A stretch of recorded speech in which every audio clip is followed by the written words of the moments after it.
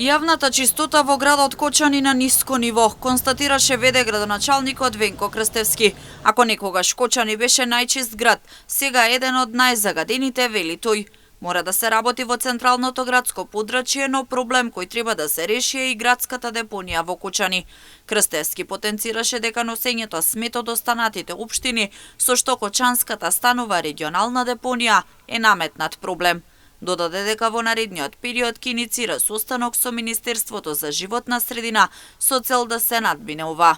Под делот на јавна чистота сакам да кажам дека ние како општина имаме заоставено многу и си имаме вратено повеќе децении наназад. Затоа што ако пред 20 години Кочани беше најчист град, ние сега сме во ситуација да биде еден од незагадените градови. За жал, свесни сте дека оваа состојба со нашата депонија да стане регионална ни е наметнат, не по наша волја.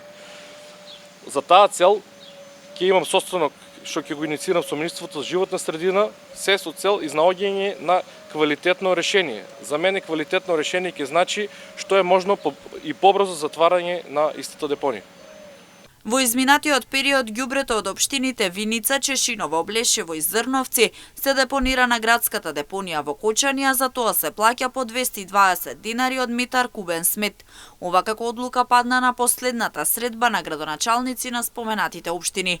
Претходно кочанчани долго време беа на протест 24 часа неделно со цел да престане носењето на смет од останатите општини, да се исчисти депонијата, да нема нејзино палење и чадење.